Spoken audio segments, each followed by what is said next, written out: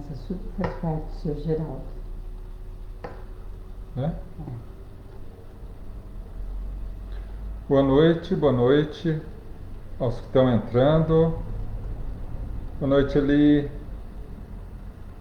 Boa noite a todos. Bem-vindos a mais uma noite, a mais uma reunião.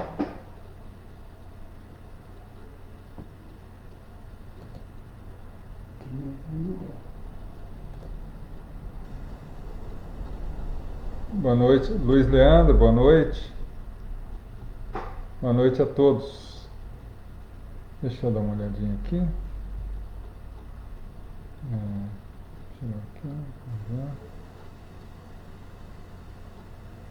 Mais uma reunião, se Deus assim permitir, para que possamos compartilhar esses momentos gostosos, né?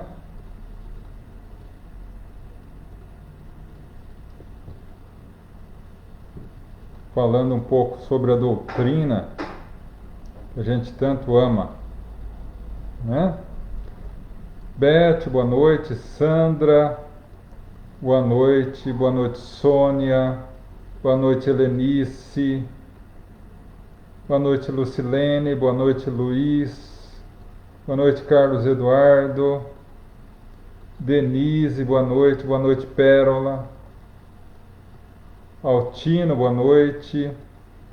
Ana Cleide, Laura. Nando, meu irmão, boa noite. Boa noite, seu Moacir, Dalva, João e todos que estão chegando à nossa live, muito boa noite. Hoje, com a graça de Deus, estamos para mais uma reunião. Hoje, como todas as reuniões de quinta, nós estaremos aqui trocando ideias a respeito das dúvidas, perguntas de vocês a respeito da doutrina espírita. E a gente, à medida do possível, vai tentando responder, né? Vanise, boa noite, minha irmã. Mandu, Dirceia, Ivali, Mazé, Zeza, Conceição, boa noite. Dirceia, minha irmã, boa noite. Daqui a pouquinho, Rita, boa noite. Daqui a pouquinho a gente vai começar, daqui 2 minutinhos. Seu Paulo, Dona Silvana, boa noite. E hoje, depois da live, além dos recadinhos que a gente dá sempre, né? Eu precisava dar um recado em especial para vocês também, tá? Então eu peço a gentileza que assim que terminar a reunião, aguardem mais uns 5 minutinhos para que a gente possa dar esse recadinho que é muito importante, tá? Marcelo, boa noite, Marcelo. Rô, minha irmã, boa noite. Rosineide, Mara, boa noite. Patrícia, minha irmã, boa noite. Boa noite a todos que estão chegando. Lalinha, seu Flávio, Dona Cida, boa noite. Mais uma reunião com a graça de Deus, né? Iraci. Bom, como eu sempre falo, as reuniões de quinta-feira são de pinga-fogo, né? Ou seja, perguntas e respostas. Então, como habitualmente nós fazemos, daqui 1 minutinho nós vamos fazer a prece de abertura, depois do que nós teremos já as questões, vocês vão fazendo as questões, a gente vai respondendo, né? E eu peço a todos que façam as questões até 8h50, 10 para as 9, para que dê tempo da gente responder todas. E aí a 9h05 mais ou menos, a gente termina as questões e aí parte para a vibração pelos necessitados, pelos doentes. E aí eu já convido vocês a já preparar para que no momento da vibração vocês mentalizem firmemente em todos aqueles que necessitam, que as equipes socorristas, os espíritos amigos estarão prontos a auxiliar. e após a vibração do passe e da fluidificação da água. Então é importante também vocês pegarem lá o seu copinho com água, aqueles que quiserem a garrafinha com água, para que ao final seja fluidificado, tá? Vânia, boa noite. Aninha, minha irmã, Mila, boa noite a todos. 8 horas. Vamos iniciar então a nossa reunião.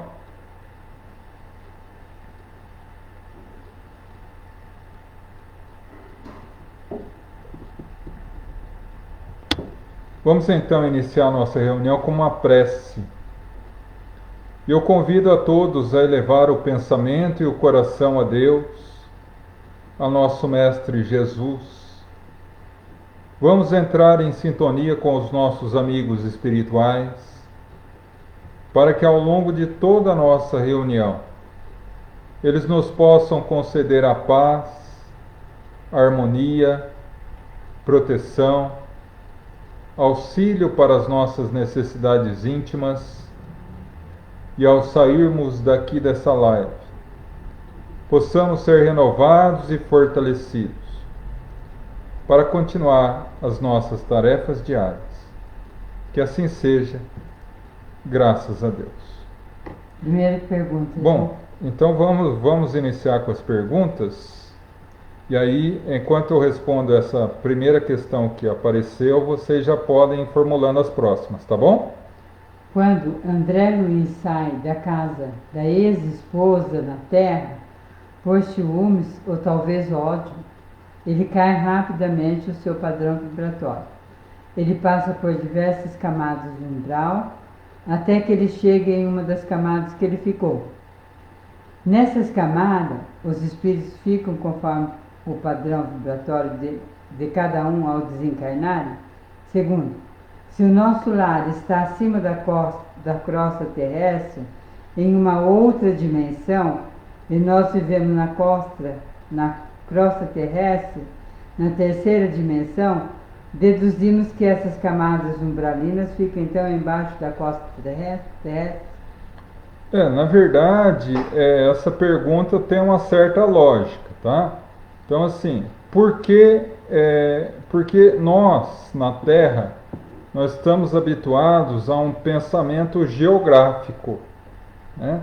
Então, eu sempre coloco assim, para sair da minha cidade, ir até a cidade vizinha, eu preciso percorrer um espaço, seja a pé, de bicicleta, de carro, mas eu preciso percorrer um espaço até o momento que eu atravesso a divisa do município e chego a outra cidade.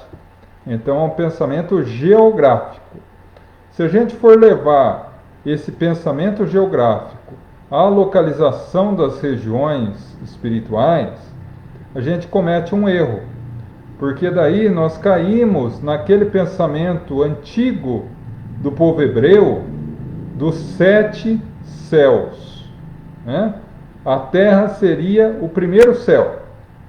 E a partir daí, a cada espaço acima da terra, teria um céu diferente, cada vez mais evoluído, até chegar ao 7º céu, que é onde estaria Deus. Lógico, na linguagem, no pensamento figurado do povo hebreu, né? Mas nós não podemos pensar assim, porque senão nós caímos no erro, por exemplo, de dizer o seguinte: uma colônia espiritual que fique, vamos utilizar o nosso lar, que é a mais conhecida, ela fica acima da Baía de Guanabara, no Rio de Janeiro, na cidade do Rio de Janeiro, né? Se nós formos levar isso ao pé da letra ou de uma forma geográfica, o que acontece? Existe o nosso lar, logo abaixo existe a crosta terrestre, a Terra, portanto o umbral ficaria abaixo da Terra. E não é assim. Mas como é então? Se não é geográfico os espaços no mundo espiritual, como são? Os espaços no mundo espiritual não são geográficos, são vibratórios. Einstein, o grande cientista, no início do século XIX, no início do século passado, ganhou o Prêmio Nobel de Física com a sua famosa teoria da relatividade. E entre muitas coisas, ele iniciou uma teoria que hoje ganha cada vez mais espaço, que é a teoria dos muitos universos, ou do multiversos. Nós estamos em vários universos intercalados, no mesmo local. Então, no mesmo ambiente, nós temos vários ambientes no mesmo local, mudando apenas o fator de sintonia vibratória. Então, no momento, utilizando o exemplo que você deu, André Luiz está na Terra, no ambiente terreno. No momento que ele, pela raiva, muda o padrão vibratório, ele não sai do lugar que ele está, mas ele vibratoriamente entra em sintonia com a região umbralina. E o ambiente que ele está, geográfico, se a gente pode colocar assim na condição do espírito, é a Terra. Mas vibratoriamente ele se vinculou à região umbralina. Então o espírito ele não vai para as regiões superiores ou vai para o umbral. Ele sintoniza com. Então um espírito habituado à maldade, ele sintoniza com, ele não vai para. Um espírito mais afeiçoado à obra da caridade, do bem, se esforça por ser uma pessoa boa, ele não vai para a colônia, ele sintoniza com a colônia. Então, quando sai do corpo, ele vibratoriamente sintoniza com a colônia e é socorrido. Então, é nesse sentido, tá? Outra pergunta. João, o caso Carlo Acutis, jovem italiano que faleceu de leucemia, foi canonizado porque está com o corpo incorrupto? O que a espiritualidade fala sobre isso? Bom, o caso Carlo Acutis, um jovem italiano que foi um jovem italiano que morreu de leucemia, né? Isso. E tem o corpo incorrupto, e daí foi canonizado. O que a doutrina espírita fala sobre isso? Na realidade, corpo incorrupto, o que é? São aqueles corpos que não se degradam, que não se decompõem, né? Não obstante o tempo que passa. Então, se nós tivéssemos a oportunidade de ir até a cidade italiana de Assis, por exemplo, e fôssemos à Catedral de Clara de Assis, a grande companheira de Francisco de Assis, ao descer na catedral e entrar na cripta onde está o corpo de Clara de Assis, nós vamos ver o corpo incorrupto, ou seja, perfeitamente intacto, não obstante ela ter desencarnado há mais de 800 anos atrás. É o mesmo fato ocorrido com esse jovem e com vários que são considerados pela Igreja Católica como santos e santas. Mas como a doutrina espírita explica isso? No Livro dos Espíritos, Kardec faz uma pergunta interessante. O que é o espírito sem o corpo?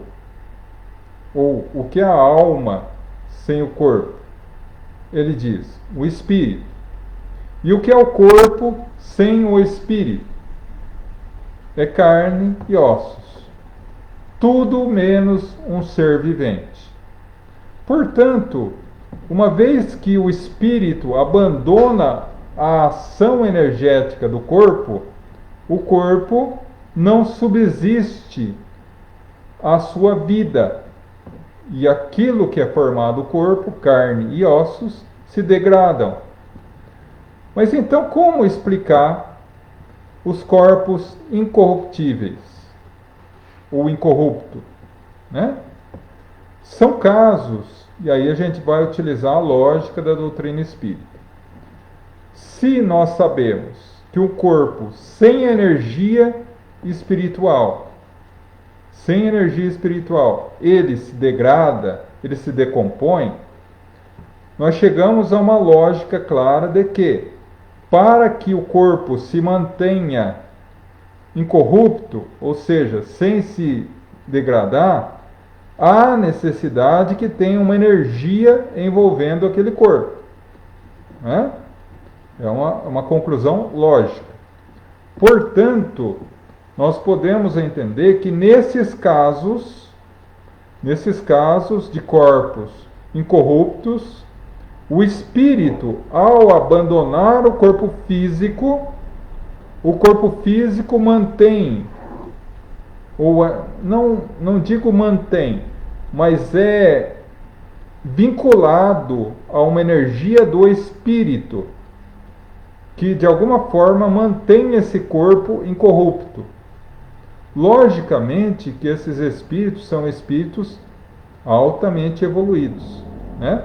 Uma vez que isso não seria capaz de fazer em relação ao espírito ainda inferior, né?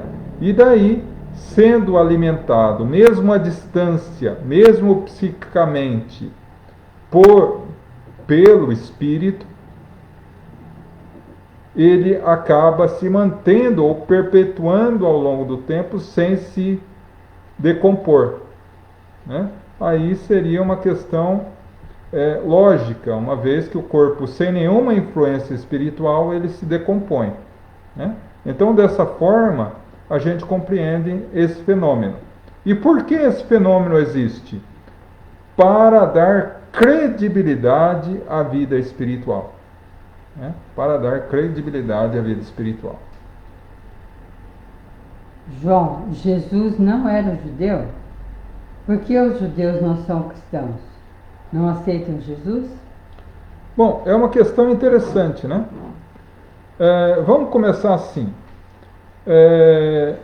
Jesus, por mais incrível que essa afirmação pareça, Jesus não era cristão. Né? Jesus era judeu. Né? Então vamos começar a entender a questão. Né? Por volta de 2000 anos antes de Jesus, chegou à Terra uma pessoa chamada Abraão, que era portador de uma mediunidade excepcional.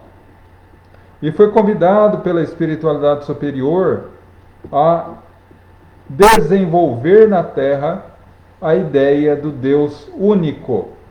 Porque até então existia a ideia de vários deuses.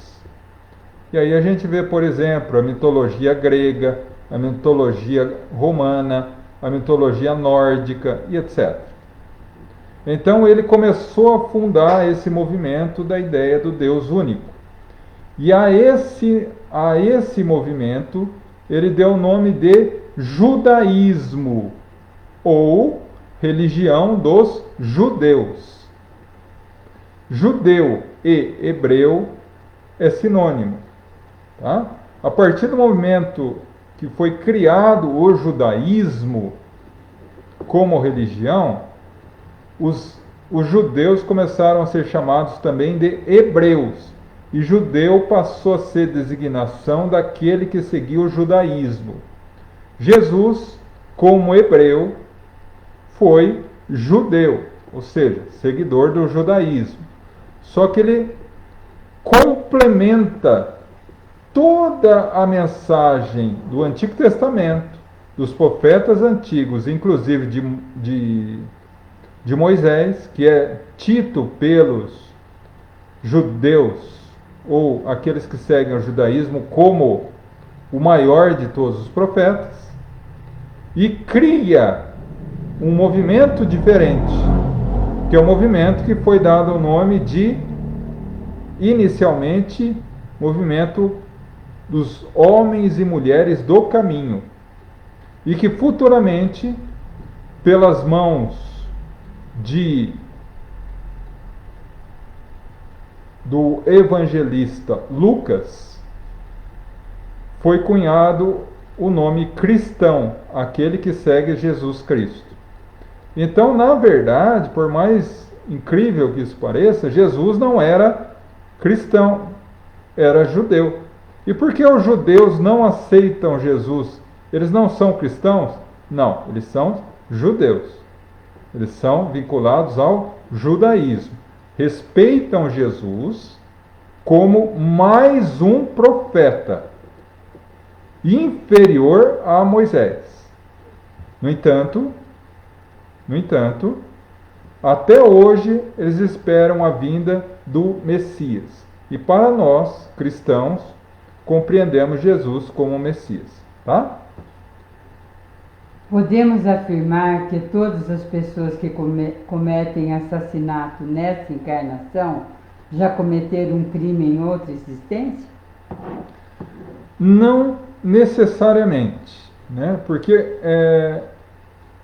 nós precisamos entender que quando vinculamos a lei de causa e efeito, ela é uma lei que é vinculada à questão da reparação de equívocos do passado, né? Mas não necessariamente vinculados ao mesmo tipo de erro, né?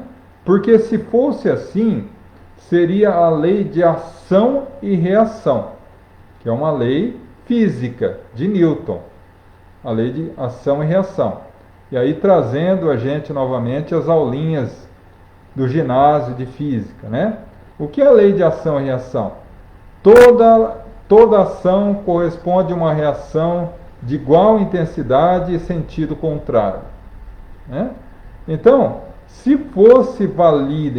tivesse valia a lei de ação e reação, a pessoa que hoje matou teria necessariamente que ser morta. E para que ela fosse morta, teria que renascer alguém com o objetivo de matá-la. E isso é totalmente contrário à justiça divina. O que existe é uma pessoa que se equivoca, que comete um erro, e o assassinato é um erro, ele se arrepende a partir do momento que ele entra em contato com a sua própria consciência, na maioria das vezes quando desencarnado, se arrepende e pede uma nova oportunidade, em que ele traz a tendência da violência dentro dele. Por quê? Porque ao longo de uma existência ou de várias, ele alimentou essa tendência à violência. E ele pode recair no erro. Mas não pelo fato simples de ele ter assassinado alguém no passado, mas por ter alimentado essa tendência. Como também pode vir com essa tendência e através da educação dos pais na infância e através da força de vontade do espírito de se tornar uma pessoa de bem. Aí vai depender muito do fator educação dos pais, educação familiar, principalmente na primeira infância, até os 10 anos. E a força de vontade do espírito, tá bom? Mas não necessariamente ele vai assassinar porque cometeu assassinato em outra existência, tá? João, estando nós no plano espiritual, podemos decidir por não querer reencarnar? Bom, a reencarnação, ela não é obrigatória na esmagadora maioria das vezes, né? Nós temos as reencarnações compulsórias, em que o espírito é obrigado a reencarnar. Mas isso é uma parcela mínima, né? É mais fácil o teste de DNA de 99,999999% está errado do que você reencarnar obrigatoriamente ou compulsoriamente. A esmagadora maioria das vezes, o processo de reencarnação se dá por opção e por pedido do espírito. Porque, complementando a questão anterior, no momento que nós nos deparamos com os nossos erros, com os nossos equívocos do passado no mundo espiritual, nos bate o arrependimento e nos vem uma força de vontade para reparar esses equívocos e seguir adiante. Porque ninguém consegue voar com a perna presa. Né? Nenhum passarinho consegue voar se ele tiver com a perninha presa à gaiola. Então nós voltamos à Terra não para sofrer, mas para desatar os nós que nós próprios fizemos para poder voar. Então ele pode sim ficar no mundo espiritual, mas até quanto tempo ele suportará ficar no mundo espiritual sem que a consciência dele o cobre a necessidade de evoluir? Né? Camilo Castelo Branco, no seu livro Memórias do Suicida, ocorreu isso.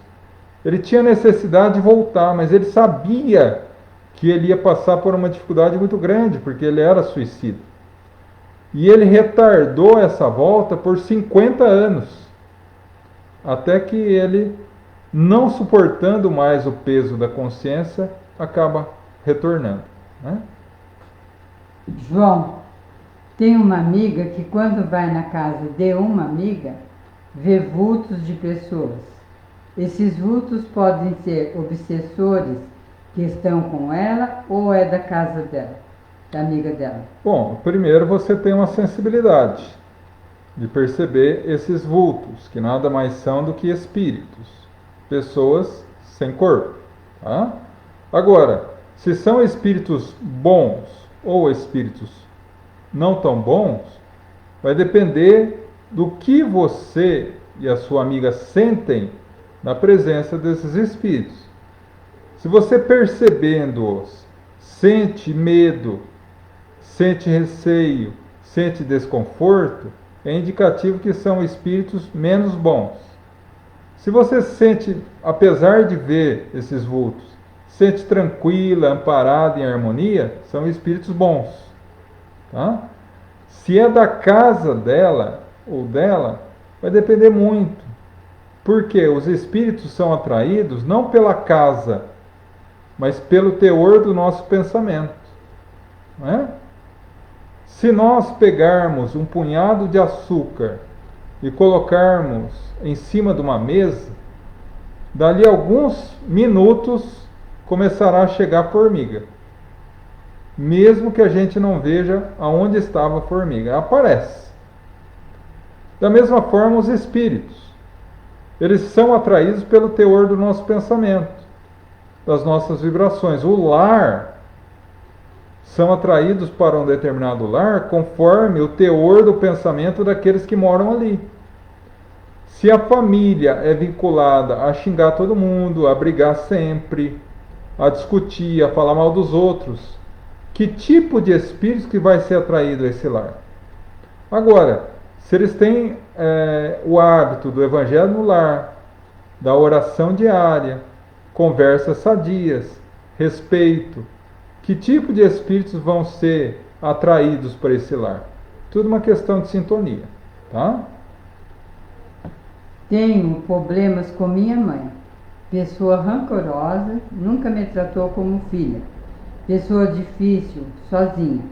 Mesmo sabendo de tudo isso, não me afastei dela, mas ela me faz muito mal.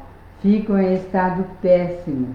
Dor no corpo, cabeça, chego a ficar de cama. O que fazer para me fortalecer? Bom, a primeira coisa que a gente precisa entender é que Emmanuel nos falou uma vez em um dos seus livros, e é uma informação muito interessante. 70%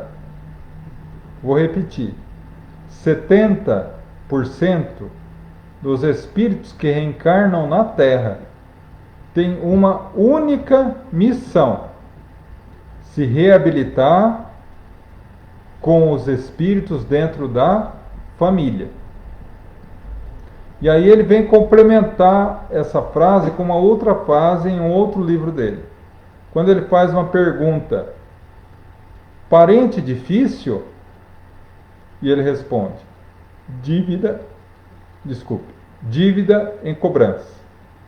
Ou seja, quando nós reencarnamos com pessoas que nos amam, com os amores da nossa vida. Pessoas que ao longo de várias encarnações sempre estiveram ao nosso lado e que nos amam e que nós amamos. São as chamadas almas gêmeas, entre aspas, porque a alma gêmea no consenso popular não existe. Mas também nós trazemos para a nossa encarnação espíritos que ao longo de várias encarnações não gostam de nós e nós não gostamos deles. E que muitas vezes, quando reencarnamos, nós aparentemente não temos nada contra determinada pessoa, mas no íntimo algo nos fala: eu não posso confiar na tal pessoa. O que é isso, essa implicância? Da onde vem isso? De experiências anteriores, onde nós nos desajustamos. Então aí vem Chico Xavier e nos fala o seguinte: sempre que vivenciamos um distúrbio desse no lar, nos familiares, em um familiar que não gosta de nós, muito provavelmente é porque em vidas anteriores nós praticamos algo contra essa pessoa que gerou nela tal sentimento de desconfiança contra nós, que tudo que a gente faz para ela não serve, não está bom, ou é motivo de implicância. Então por que nós reencarnamos com essa pessoa? Essa Jesus responde: reconcilia com teu adversário enquanto estás a caminho com ele, para que coisa pior não suceda, para que você não seja entregue ao ministro da Justiça e ele o trancafie em cela e de lá não saia até pagar o último ceitil. O que significa? Quando nós temos algum problema com alguém e não conseguimos reparar, leia-se, não conseguimos perdoar, nós ficamos ligados a essa pessoa por laços de ódio. E naturalmente que necessitamos reparar, transformar esse ódio em amor. E reencarnamos com essa pessoa, com o objetivo de transformar essa relação. Se você já começa a perceber isso, é indicativo que você é chamada por Jesus para ser o foco de luz nessa relação. Sei que é extremamente difícil encontrar um inimigo do passado dentro do próprio lar. Mas, se você, através de uma vida voltada a ela, com paciência, com resignação, com perdão, você lentamente começará a ganhar essa pessoa. Faça as suas orações à noite, peça por ela, peça que Jesus a abençoe, que Jesus auxilie ela a inconscientemente te perdoar o mal que você porventura possa ter feito para ela em existências anteriores. E sempre que ela te dá uma atitude negativa, retribua com uma atitude positiva. Porque é assim que Jesus nos orienta. Devolva o mal que nos faz com o bem. Aquele que te bater em uma face, ofereça outra. Porque assim ela vai começar a perceber que você já não é mais aquela de outras vidas. E vai transformar esse ódio em amor. Tá bom? João, sonhamos com uma pessoa desencarnada. Sabemos quem é, porém não vemos o seu rosto. Repete, por favor. João, sonhamos com uma pessoa desencarnada. Sim. Sabemos quem é, porém não vemos o seu rosto. 3 pontinhos. Bom, quando nós sonhamos, e sonhar é uma coisa muito delicada, né? Muito vaga às vezes, porque não depende só de nós. mas depende do processamento do nosso cérebro de determinadas informações que a gente tem durante o sono. Então, quando você sonha com alguém e sabe quem é, mas não vê o rosto, é indício de que você teve alguma relação com essa pessoa, algum contato com essa pessoa enquanto estava adormecido, mas por uma questão de vinculação mental ou de algum tipo de preocupação ao dormir, ou alguma questão psicológica, pode ter, de alguma forma, vamos colocar um exemplo bem simples, embaçado o vidro, e aí você não consegue ter um sonho absolutamente real. Namorei um rapaz na minha adolescência. Ela colocou aqui, ele reencarnou, mas acho que é desencarnou. Ele desencarnou há mais de 30 anos. Não penso nele, mas sempre sonho com ele, como se estivéssemos juntos, formando uma família. Parece tudo muito real. Será que temos uma vida além dessa?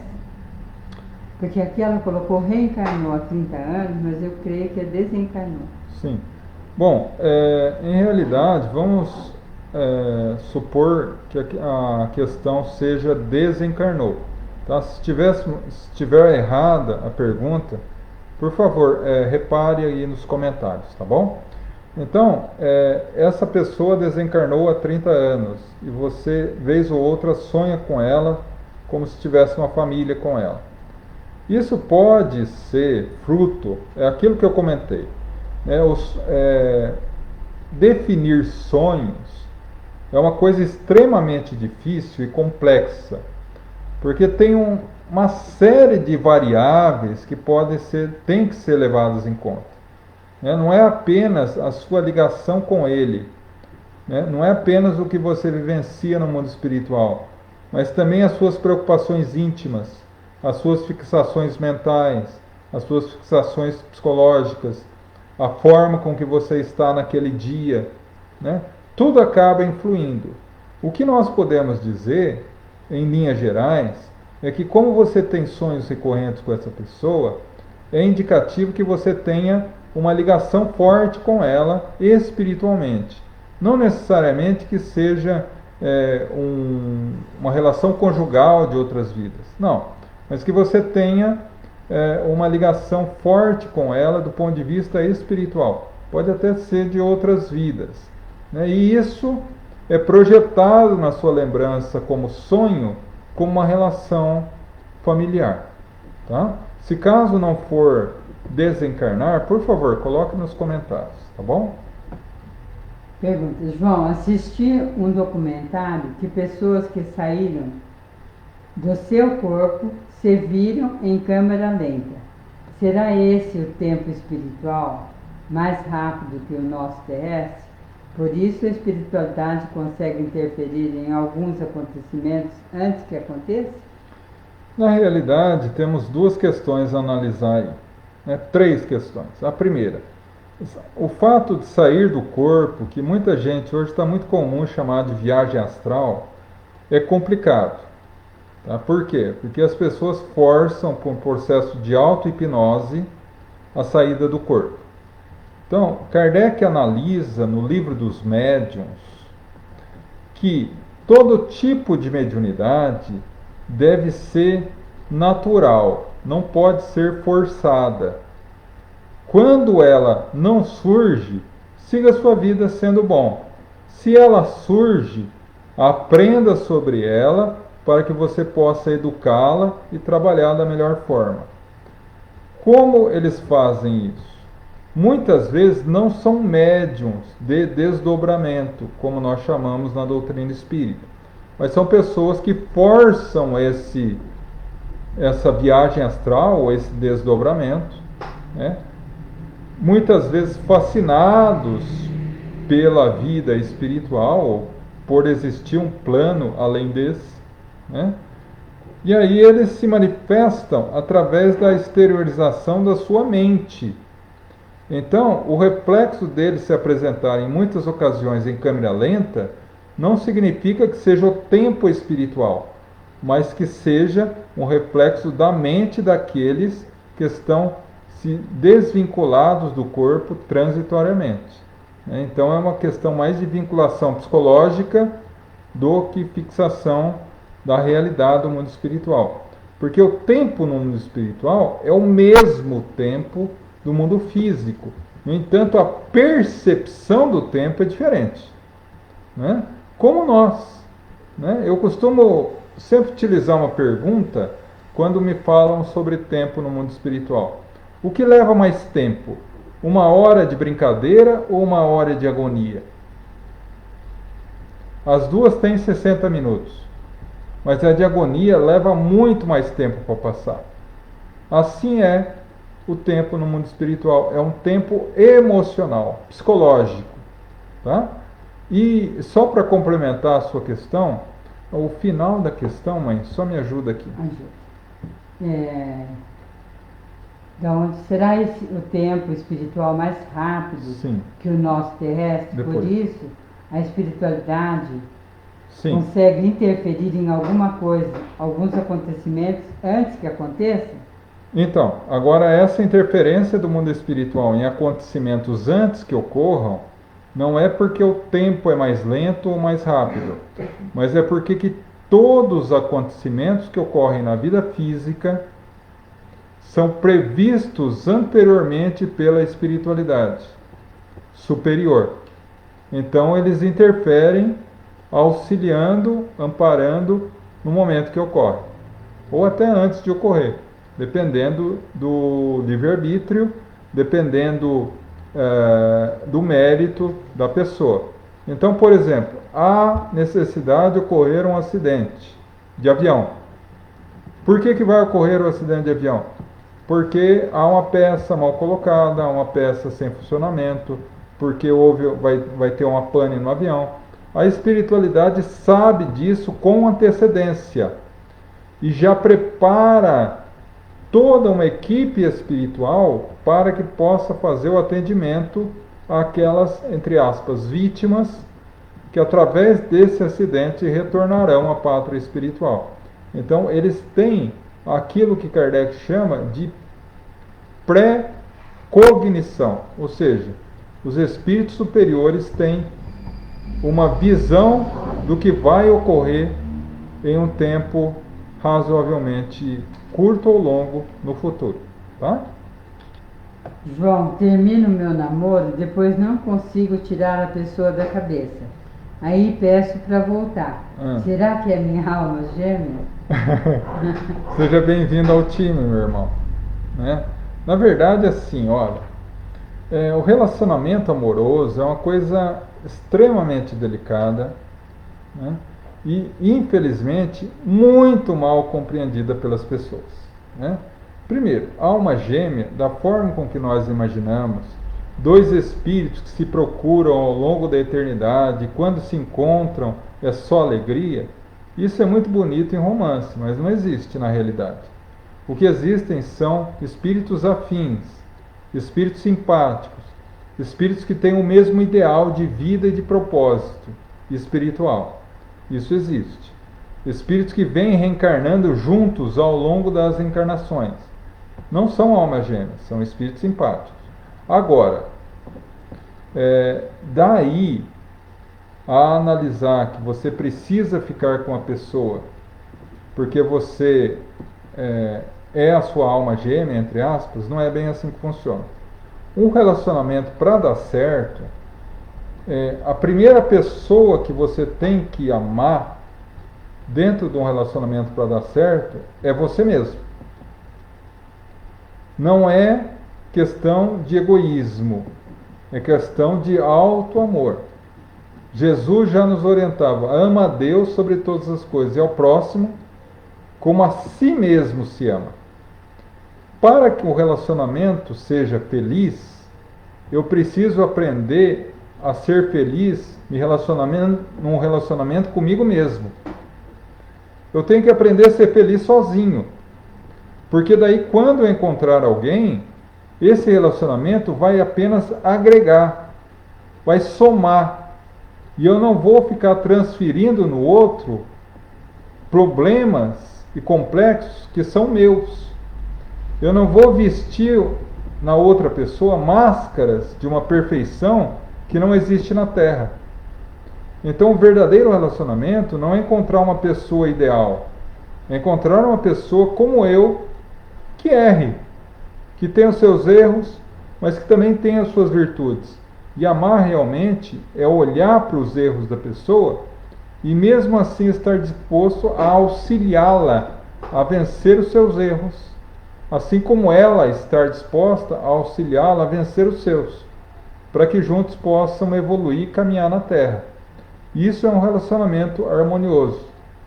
Agora, o fato de você separar e não conseguir esquecer, isso é uma outra questão que é chamada de paixão, que é muito diferente do amor. A paixão é um fogo.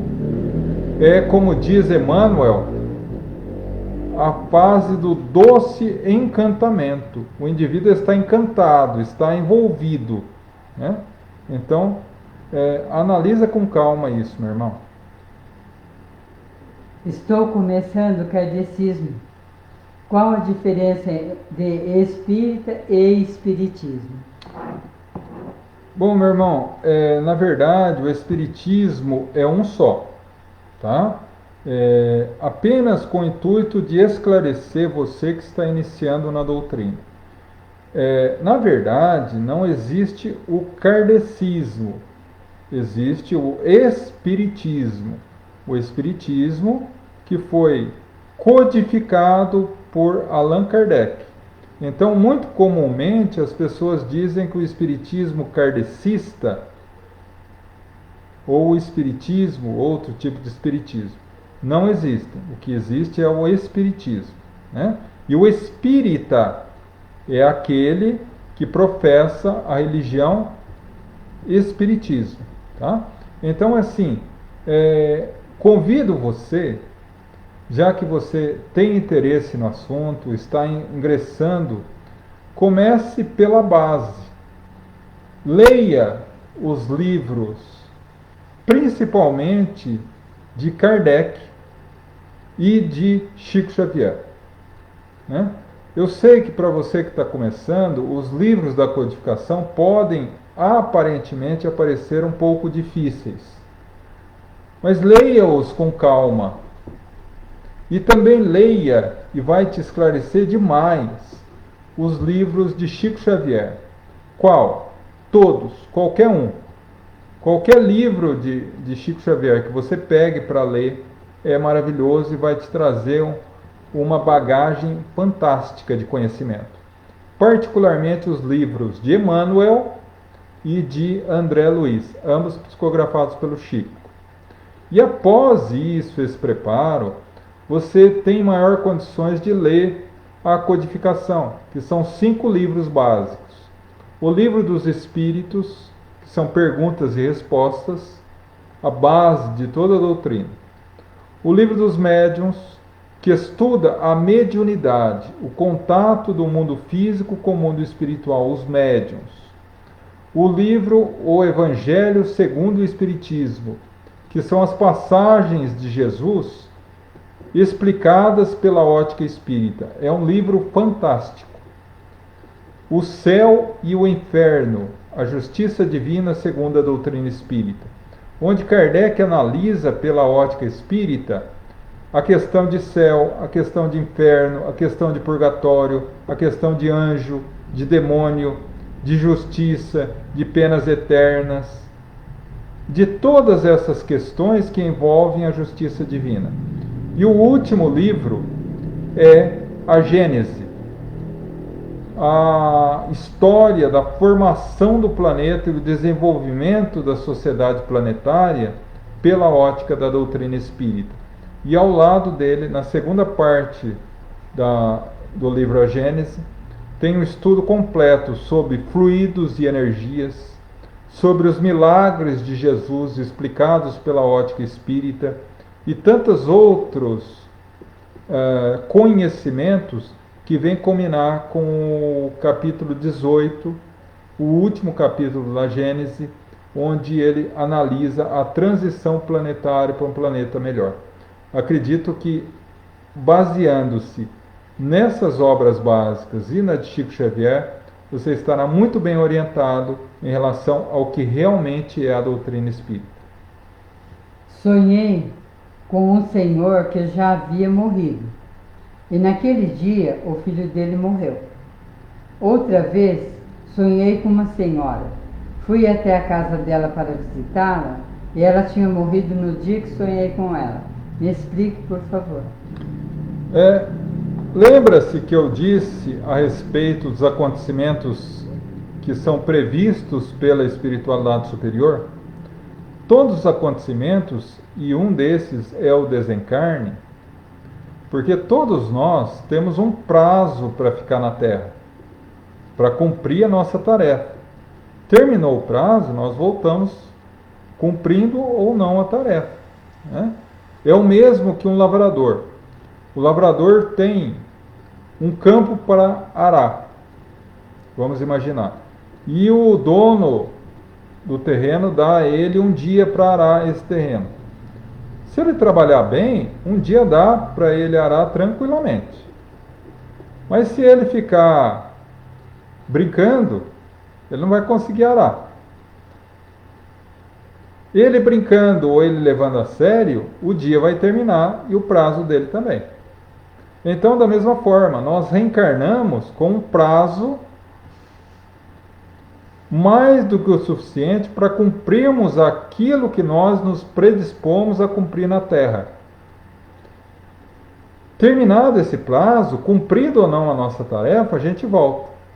Então, a espiritualidade superior sabe com muita antecedência quando mais ou menos nós vamos voltar para casa, para o mundo espiritual.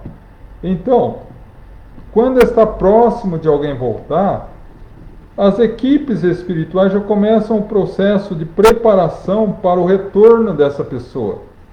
Se você é médium ou tem alguma sensibilidade, você pode captar essa movimentação e refletir essa movimentação através de sonho que a pessoa morreu. E aí ela realmente morrer. Mas ela não morreu porque você sonhou. Ela morreu porque estava previsto e você captou isso. Tá? É um recadinho, né? Fazer a meditação do Ho'oponopono ajuda bastante na questão do perdão. Então. Uma orientação. Né? Então agora vem, João, como me sentir melhor com a partida de um ente querido? Uma palavra de conforto. Bom, meu irmão ou minha irmã, a doutrina espírita, ela é consoladora e eu acredito que toda a luz que a doutrina nos traz, talvez a mensagem mais valiosa de todas é que a vida não acaba e que o amor entre as pessoas é tão imenso que nem a morte é capaz de acabar. Mas eu sei também que a dor da separação física é tão intensa em nós que nós só sabemos o que é isso quando passamos. Não obstante sermos espíritas, católicos, evangélicos, ateus, lógico que o conhecimento que a vida continua, que o ser querido está bem e nos aguardando e nos amando, e que um dia vamos nos encontrar, quando nós cumprirmos a nossa tarefa na Terra, isso é de uma força espantosa. Mas mesmo assim também sentimos a dor da ausência física, né? Então eu digo a você, meu irmão ou minha irmã, perseverança e fé. Eu me recordo em relação à dor da morte física, que a mãe de todas as mães, também passou por essa dor. Dizem na terra, e eu não sei qual é o seu caso, mas dizem na terra que não existe dor pior do que encarar a morte de um filho. Maria de Nazaré encarou a morte de Jesus na cruz, sendo injustamente morto. Ela tinha 49 anos de idade quando Jesus foi morto. Ela passou 37 anos vinculada ao processo de caridade e de amor ao próximo, mas nunca esqueceu o filho. E narra Humberto de Campos, pela psicografia abençoada de Chico Xavier, no último capítulo do livro Boa Nova, é o capítulo intitulado exatamente Maria, que nós estávamos no ano 70. Maria já estava com mais de 80 anos, quando o mendigo lhe bate à porta. E ela atende como fazia com todos. Mas de repente aquele mendigo começou a falar tanto de coisa de amor, do reino dos céus, e ela foi recordando-se da voz. Quando ela olha para baixo, olha as mãos dele, as marcas dos pregos.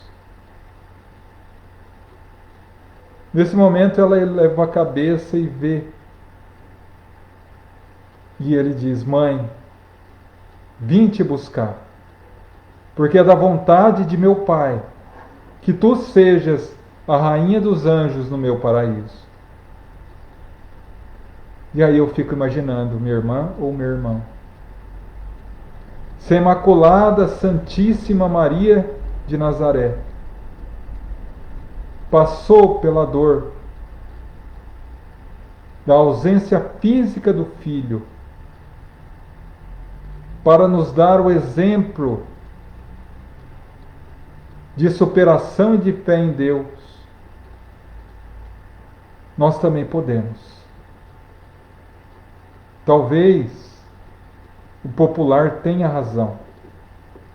A morte de um filho ou a morte de um familiar seja talvez uma das maiores dores que alguém pode sentir na terra. Mas é verdade também que a vida continua, que o amor é infinitamente maior do que a morte, e que seu ente querido, o seu amor, continua vivo ou viva, e do mundo espiritual continua amando com a mesma intensidade e o mesmo amor. Tenha essa fé, meu irmão, meu irmão, que um dia, talvez mais breve do que você pensa, você poderá reencontrá-lo ou reencontrá-la através de sonhos, ou quem sabe até em uma vidência. Que Deus te abençoe. João, as pessoas que acham que morreu, acabou tudo, como são recebidas após a morte? Da mesma forma, meu irmão ou irmã, porque na realidade o que importa não é a crença em Deus ou não, ou a crença na vida após a morte ou não.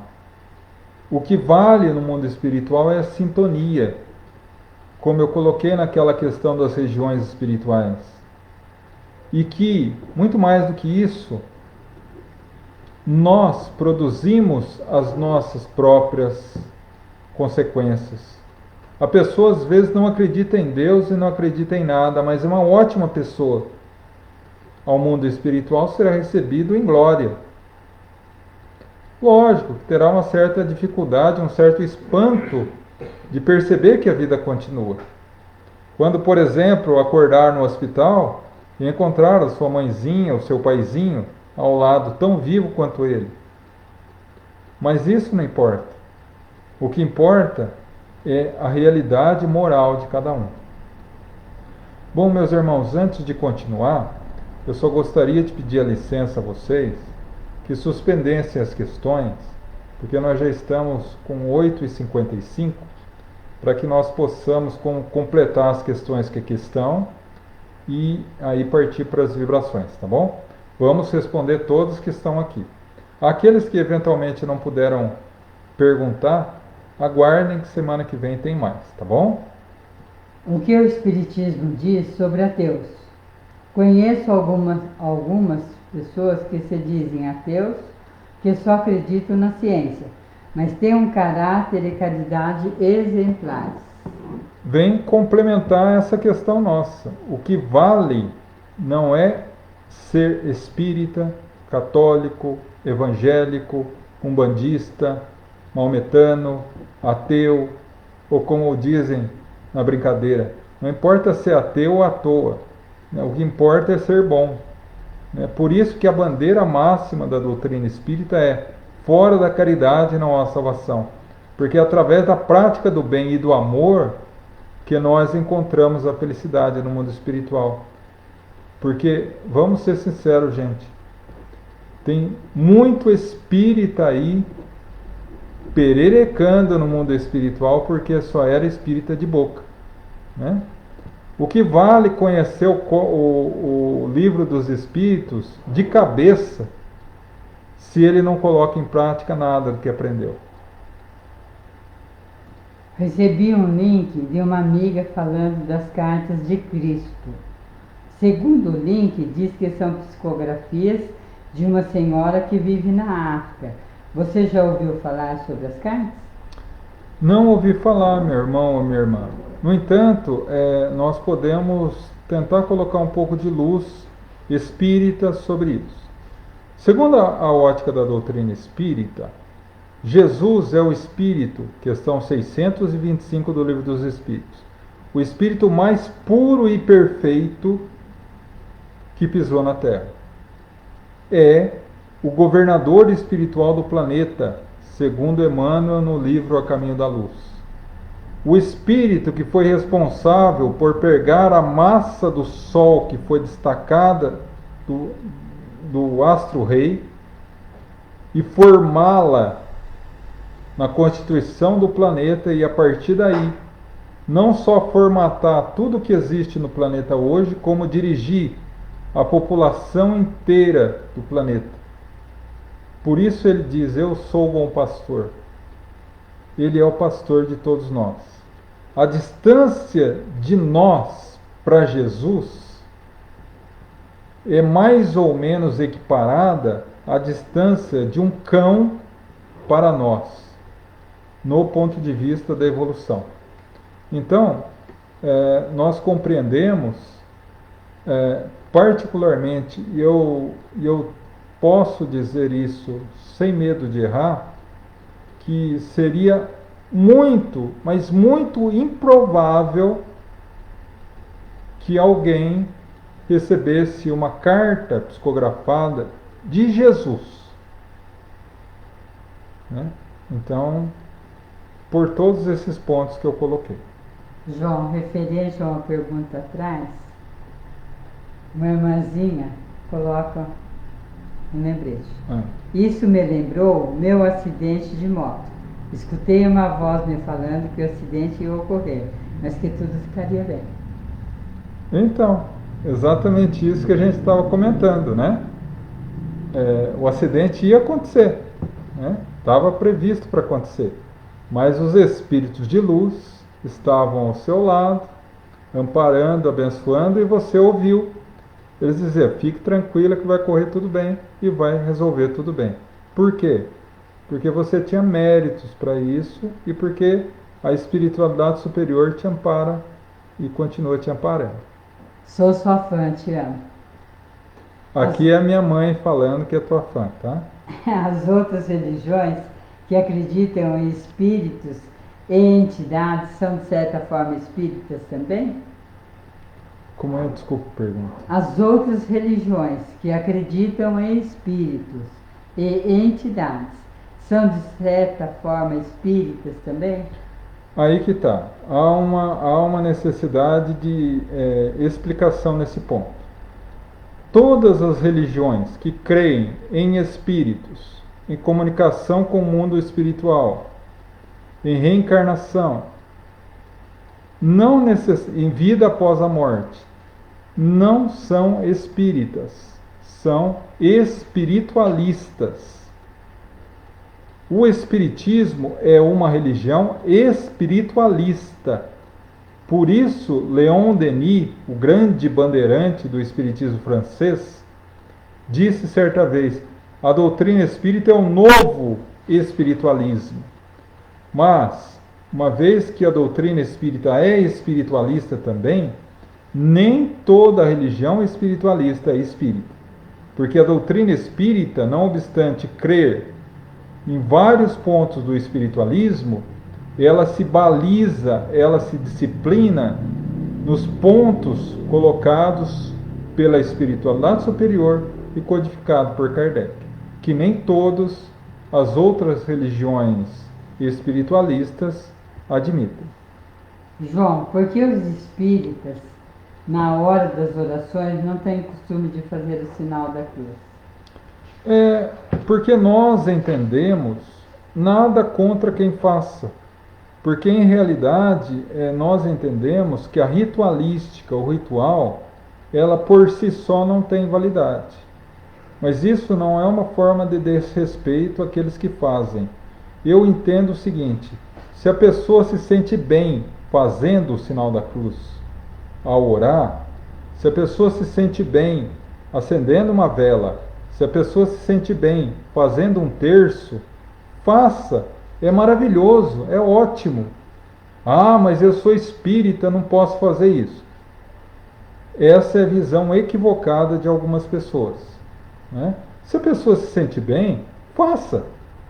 O que importa é o teu sentimento. Então nós não fazemos o sinal da cruz porque nós entendemos que a forma de homenagear, de se vincular a Deus, é através do nosso pensamento. E para isso nós não necessitamos do sinal da cruz, ou da vela, ou do terço, ou de qualquer outro meio. Mas, se a pessoa se sente bem com isso, por que não usar? Não obstante sendo espírita. João, o livro A Gênese de Kardec, após sua morte, foi adulterado. Por que isso ocorreu? E é possível encontrar alguma edição fiel ao original? Sim, há um estudo de Paulo de Figueiredo, e ele editou uma edição revisada com a modificação de algumas estruturas que teriam sido corrompidas. E essa editora é a editora Peal, a Gênese revisada e atualizada. Em realidade, segundo se consta, né, desse cientista, que logo após o desencarne de Kardec, houve um movimento para a adulteração das obras de Kardec, e particularmente da obra Gênese, tirando muitos conceitos da doutrina espírita e vinculando conceitos dogmáticos que não tinham vinculação à doutrina. A partir daí, houve toda uma pesquisa em 2015 a respeito disso, e fruto dessa pesquisa foi a elaboração desse livro. Tá? Se caso você se interessar, você pode encontrar esse livro na FEAL, Fundação Espírita André Luiz. Tá? Tem mais uma pergunta aqui, João. João, por que captamos acontecimentos ruins se não nos é permitido interferir para minimizar ou evitar que ocorra? Bom, nós captamos esse sentimento ou essas sensações porque nós entramos nessa faixa de sintonia. Lembra que eu comentei em sintonia vibratória? Então, se atendo uma situação que irá ocorrer, e por que irá ocorrer? Porque está previsto que irá ocorrer, que é o melhor que ocorra, né? Nossa, mas o melhor que ocorra um acidente, mas o acidente muitas vezes é fruto de um processo de desencarne de pessoas que têm a necessidade de desencarnar de uma forma traumática para se libertar de débitos anteriores. Então, esses acidentes ou essas tragédias que nós temos na Terra, na grande maioria das vezes, e eu posso até dizer sem medo, em todas as situações, são meios que a espiritualidade usa para trazer novamente ao mundo espiritual espíritos que, através dessa morte trágica, resgatam débitos do passado.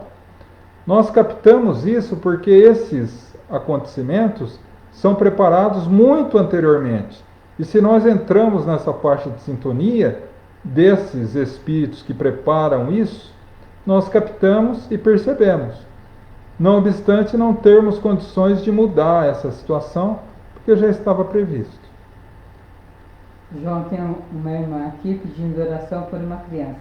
Será, minha irmã, colocada na vibração, na hora da vibração, estaremos mentalizando essa criança? Bom, só uma questão aqui que não sei se entrou aí. Cristão não vem da palavra Cristo?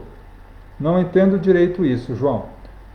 Cristão vem da palavra Cristo, só que é uma palavra que foi cunhada pelo evangelista Lucas, que era médico grego, seguidor de Paulo, né? Porque até então os seguidores de Jesus eram chamados homens e mulheres do caminho. E a partir de Lucas passaram a ser chamados cristãos como os seguidores do Cristo. Porque Cristo é a tradução grega da palavra hebraica Meshiá, ou Messias, o eleito, o ungido, o escolhido, o rei. João, tem uma aqui, de uma nossa irmã. João, eu sou o Fabiano. Já contei aqui que minha filha partiu e nós tínhamos uma ligação muito grande, tanto que tinha 2 meses que eu não tinha encontros com ela. Esses dias eu levantei 5 horas da manhã, fui na cozinha e eu senti que eu ouvi uns passos na sala. Estranhei, fui no quarto do meu filho e meu filho estava dormindo. Fui ao meu quarto, minha esposa estava dormindo. Fiquei muito intrigado. Pensei, será que estou ficando louco? Senti que era igual aos passos da minha filha.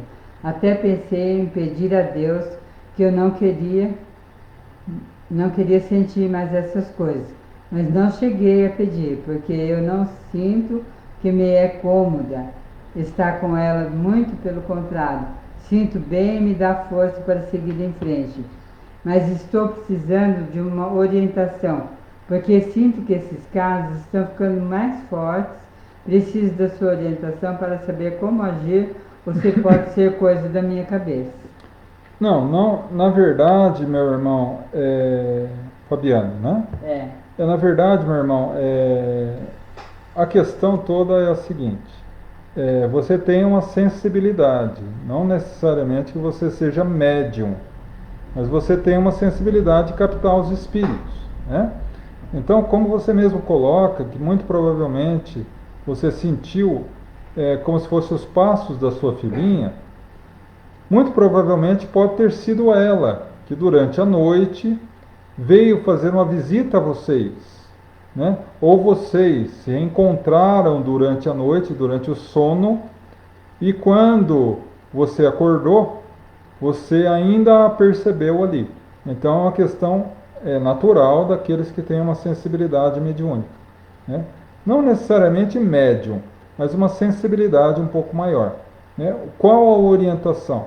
Continue orando pela sua filha, que ela está muito bem. Já veio várias vezes te visitar, né? Isso é maravilhoso, mas é importante também você disciplinar essa sensibilidade através das orações, pedindo a Deus que o abençoe, que o fortaleça e que possa essas sensibilidades que você tem servir para o bem e não para a negatividade, né? Porque muitas vezes a pessoa simplesmente nega essa sensação e acaba relegando ao abandono. E aí essa sensação começa a trazer certas perturbações. Veja isso como uma possibilidade de evolução e de ser cada vez melhor. Tá bom? Que Deus o abençoe. Creio que terminou. Bom, só temos mais uma aqui. Traz a tendência da violência, mas tem o livre-arbítrio? Deixa eu ver aqui. Bom, Aqui não entrou. tem uma questão aqui. O algo traz a tendência da violência, mas tem o livre-arbítrio. Deve ser uma complementação de uma outra questão anterior. Tá. Deixa eu só conferir, meus irmãos, se tem mais alguma coisa.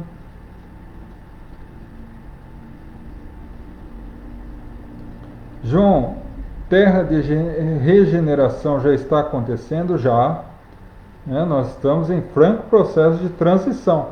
Esse processo de transição já começou há décadas. Nós estamos no ápice dela. E por isso, tanta perturbação, tanto descontrole, tanta inversão dos valores morais, como Kardec diz no capítulo 19 da Gênesis, os tempos estão chegados, que uma das características principais do processo de regeneração seria esse descontrole emocional e moral da sociedade.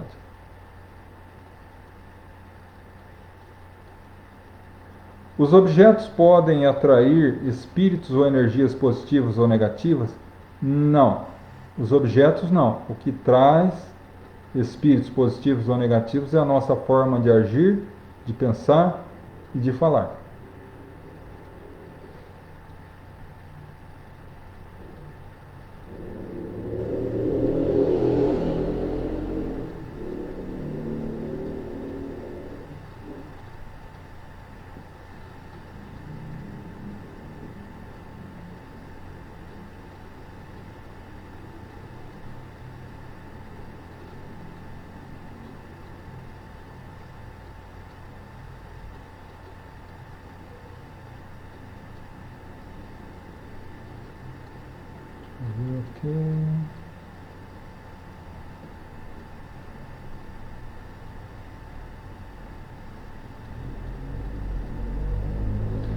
João, o que fazer quando alguém faz uso de drogas e por conta disso gasta todo o seu dinheiro nesse consumo e depois pede ajuda para a família?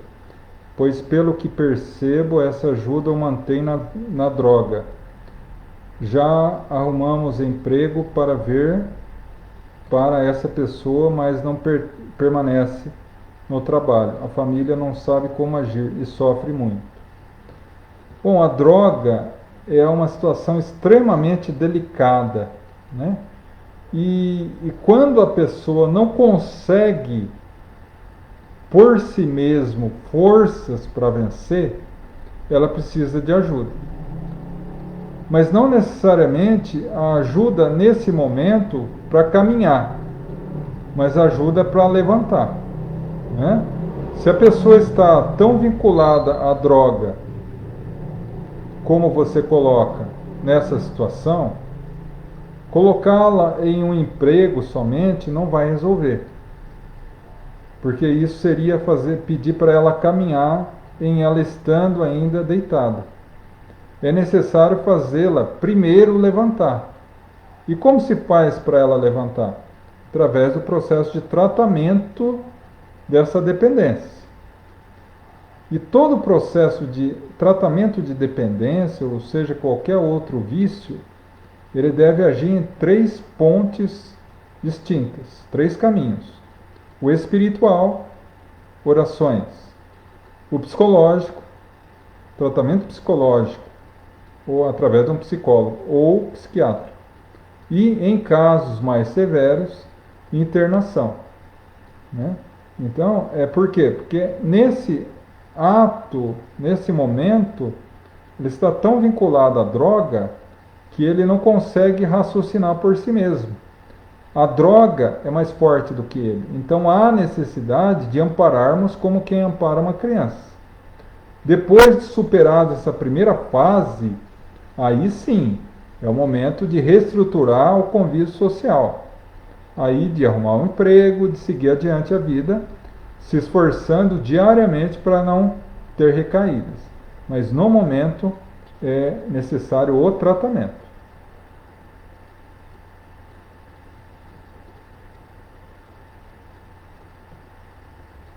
Mas não entrou ainda, não? Não. A última foi essa aí que você deu.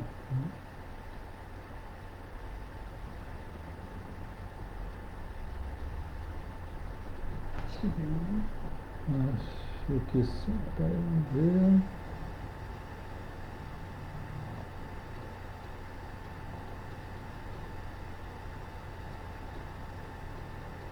Ok. Bom, meus irmãos, acabaram as questões. Então agradeço a todos pelo carinho das perguntas, tá?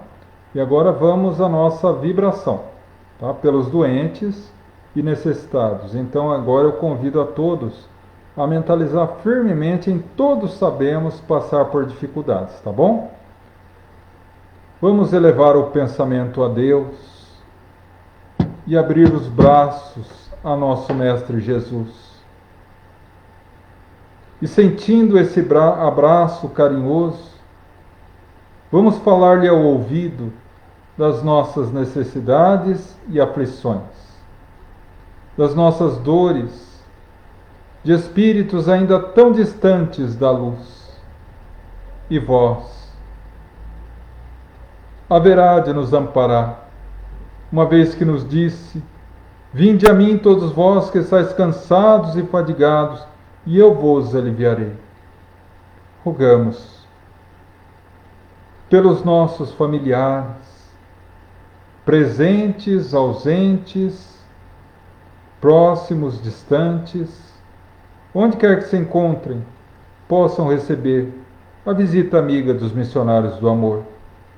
Rogamos pelos nossos irmãos em humanidade encarnados, que passam por provas e expiações, seja na fase da infância, da adolescência, na fase adulta ou idosa. Pedimos, Mestre, que teu infinito amor seja o farol a nos conduzir pelos caminhos tortuosos da terra, rumo à felicidade e à paz. Rogamos por aqueles que passam pela vida física aprisionados a um leito de hospital, a doenças tidas pela medicina como incuráveis. Rogamos a cura, Senhor, mas se não for possível, uma vez que a doença é remédio amargo para a cura do espírito, rogamos fé, perseverança, sobretudo a certeza que dia virá encontrarão a verdadeira felicidade e paz. Rogamos pelos nossos irmãos que nesse momento a nossa mente alcance, que através do nosso pensamento os espíritos luminosos alcançarão a cada um, levando conforme a necessidade e a infinita misericórdia de Deus. Rogamos agora pelos nossos irmãozinhos já desencarnados, os nossos familiares que se foram antes, para que Deus os ilumine na nova etapa e que recebam, como buquê de flores de luz, nosso mais puro sentimento de saudade, banhada na fé em Deus. Pelos nossos irmãozinhos que sofrem no mundo espiritual as consequências de uma vida voltada ao erro, rogamos por eles, para que o arrependimento seja a chave que lhes abra a porta da vida renovada. Pedimos, Mestre, pelos nossos irmãozinhos suicidas, para que a doce Mãe Maria de Nazaré os acolha em seu maternal abraço, descortinando sobre eles a renovada vida de Deus. E aos nossos irmãos endurecidos no mal, para que Deus os ilumine e abra-lhes o caminho, a felicidade e a paz, para que encontrem a Deus. E assim, agradecidos a Deus, o Pai da vida, a Jesus, o constante amigo, e a legião de espíritos amigos que nos abençoa, nosso profundo agradecimento e gratidão. Pai nosso, que estais nos céus, santificado seja o vosso nome. Venha a nós o vosso reino. Seja feita a vossa vontade, assim na terra como no céu. O pão nosso de cada dia dai-nos hoje. Perdoa nossas dívidas, assim como perdoamos os nossos devedores. Não nos deixa cairmos em tentação, livrando-nos do mal.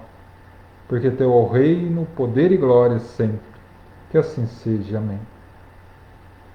E agora, meus irmãos, vamos ainda continuar com o pensamento elevado a Deus, nos vinculando agora em nosso ambiente, no local em que estamos, no nosso lar, e pela força do pensamento, começamos a perceber a presença luminosa dos amigos espirituais. O ambiente começa a se iluminar, até se inundar em luz, e essa luz começa a ser absorvida, não apenas por nós, mas por todos os nossos familiares, trazendo a harmonia física, mental, espiritual. O nosso coração se enche de paz, a nossa mente se enche de pensamentos luminosos, nos sentimos fortalecidos. Percebemos agora que as entidades luminosas fluidificam as águas e que a água recebe uma luz suave que a faz iluminar por completo. É o remédio específico para cada um de nós. Nesse momento de paz e harmonia, nos sentimos revigorados, fortalecidos e principalmente amparados por Deus, para que possamos vencer os desafios da vida física, rumo ao caminho reto que Jesus nos ensinou no seu Evangelho de amor. E assim, agradecemos aos nossos mentores espirituais que estiveram conosco, a todos os trabalhadores de luz da nossa casa Gaefa, ao nosso querido patrono Francisco de Assis. Agradecemos à Mãe Santíssima de Nazaré, a Jesus, o nosso Mestre, e a Deus, o nosso Pai, a quem humildemente entregamos esse trabalho aos pés e rogamos, Pai da vida, nos abençoe, nos ilumina, nos fortalece, nos ampara, para que possamos ter uma noite de paz, um resto de semana de luz e de bênçãos, e que possamos seguir adiante, fortalecidos e amparados no Teu Evangelho de amor, para um dia encontrarmos definitivamente a felicidade de todos aqueles que compreendem no coração a pureza do amor. Que assim seja, graças a Deus. E assim, agradecemos a todos os presentes, a todos aqueles que estiveram conosco, a todos aqueles que, de uma forma ou outra, assistiram e participaram da nossa reunião, aqueles que nos deram a alegria das questões. Eventualmente, se entrou alguma questão após as nossas vibrações, eu a marcarei aqui para que possamos respondê-las na próxima quinta-feira, tá bom? Bom, do mais eu gostaria de dar alguns recadinhos, os recadinhos de sempre, depois um recadinho muito importante. O primeiro é que essa publicação essa reunião ficará na nossa página do Face, né? Será compartilhada na minha página pessoal também. E daqui a poucos momentos também estará no nosso canal do YouTube, o Gaefa Espírita, né? Terça-feira da semana que vem teremos mais uma vez uma live, agora com o tema específico de uma palestra, Vibração e Paz, como todas as terças-feiras. Já convido vocês a participarem. E o recado que eu gostaria de dar a vocês, eu sei que muitos de vocês não são da nossa região aqui, mas eu gostaria de fazê-lo porque nós fazemos todos os anos, desde 2004, uma campanha de Natal para as crianças carentes aqui da nossa cidade, Cerqueira César. E consiste em uma sacola de brinquedo, uma roupa no calçado e uma caixa de chocolate, além de itens de higiene. Todos os anos nós fazemos, e ao final do ano, no último sábado antes do Natal, nós fazemos a entrega em um ginásio de esportes aqui da cidade. Nós iniciamos lá em 2004 com 50 crianças, ainda no centro, muito simples. E ao longo desses 16 anos, chegamos à marca, o ano passado, de mais de 1.350 crianças atendidas. 4 Papai Noéis para entregar. Envolvidos no projeto da festa de entrega, mais de 2.000 pessoas. E geralmente nós começamos a campanha no final de setembro, começo de outubro. Mas, infelizmente, devido à pandemia esse ano, depois de uma reunião e depois da orientação, acho que caiu. Sair antes de...